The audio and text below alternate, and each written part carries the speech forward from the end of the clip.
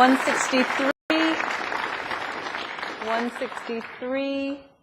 Pass, please. Hello, my name is Nicole D'Souza. I am from Centennial College and one of the members of the library staff.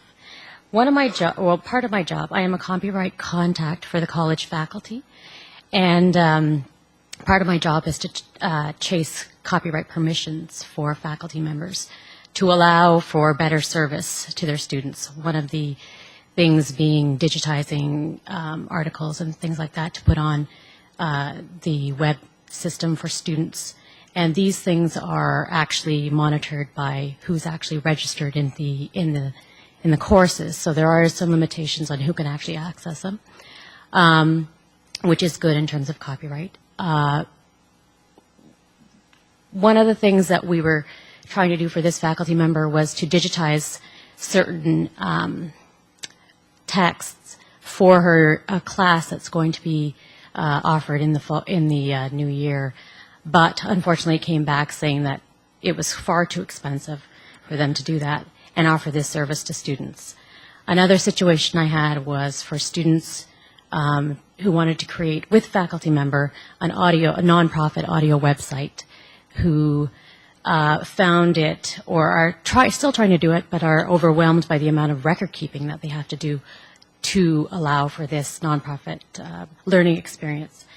As an educational representative, what we ask is that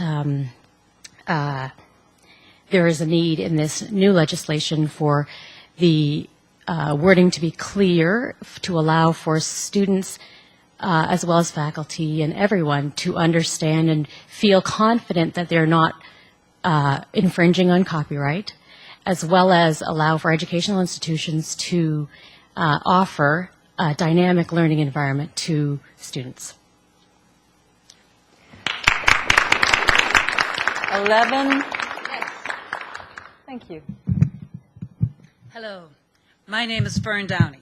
I'm an actor and I'm the president of ACTRA, the Alliance of Canadian Cinema, Television and Radio Artists.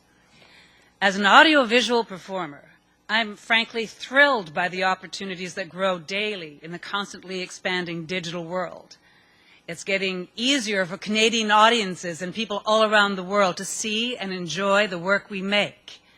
However, I also need to make a living. Current laws need to be modernized to include a balance between creators, consumers, and makers. That's no surprise to anybody here today. As performers, we need to protect the integrity of our image and be paid for our work.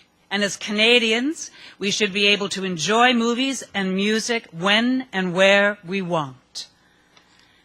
To achieve copyright balance, Canada needs to implement the WIPO performances and phonograms, copyright and internet treaties. We need to provide performers a full range of economic and moral rights in sound recordings and establish the same rights for audio-visual performers in Canadian law and at WIPO. The fact is, audiovisual artists, including actors like myself, currently have next to no rights in Canadian copyright law.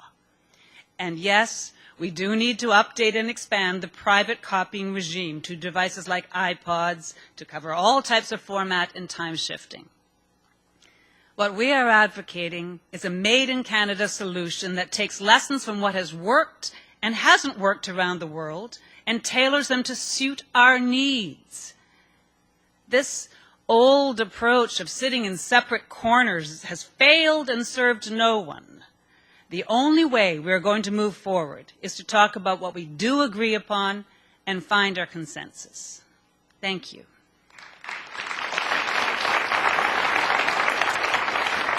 To the web. To the web. So, Daryl from Orangeville, Ontario. My name is Daryl Mudorf. Much of the confusion regarding the future of copyright has to deal with how to monetize what was once a physical product and is now living in the non-physical realms of cyberspace. I believe that there is a solution to the dilemma that involves monetizing P2P downloading rather than demonizing it. So in the perspective of creating a bill that withstands the test of time, I would like to quote Google CEO Eric Schmidt. Let's give credit to the people who foresaw the internet, opened it up, designed it in a way that did not have significant choke points, made it be possible for random people, including 24-year-olds in a dorm, enter and create something new. I would submit that we should heed the words of the Internet's greatest success story and build legislation that fits into the round hole of the Internet rather than fight it. Thank you for listening. Mima from Toronto. I just can't get my head around the fact that this issue has been drawn out for so long. Are we a Canadian cliche wherein we just don't value our worth? Other countries are leading the charge on this and have numerous success stories with copyright reform for the artist, consumer, and business partners. This government should be ashamed at letting this slide for so long. Once again, Canadians just not sticking up for themselves or their worth.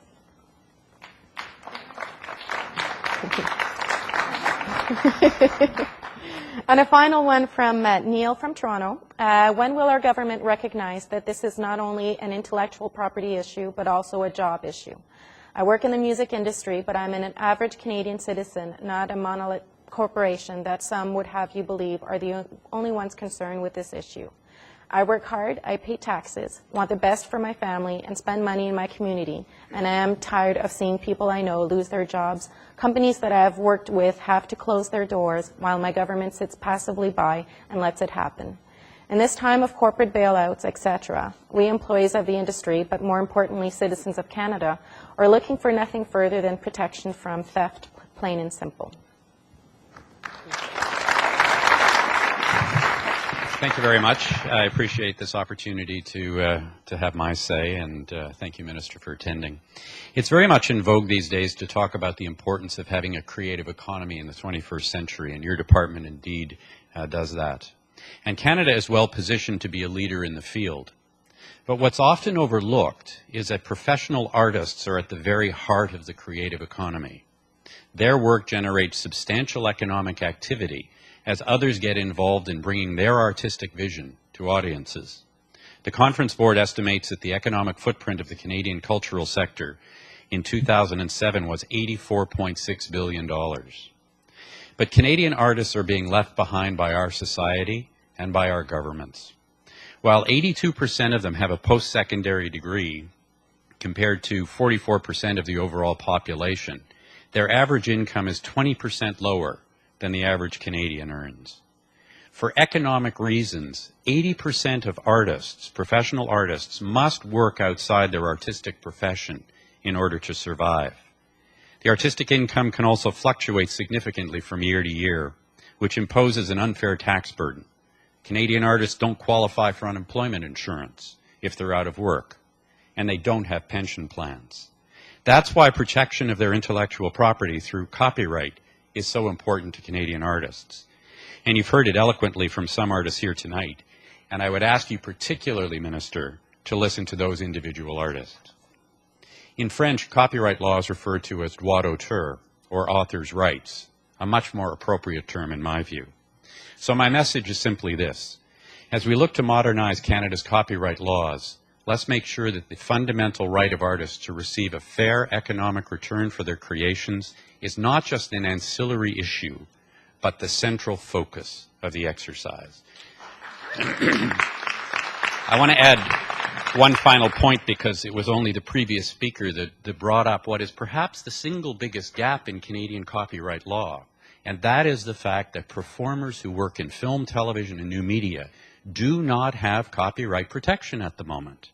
And I certainly hope that that gap will be filled in the current round. Thank you. Thank you.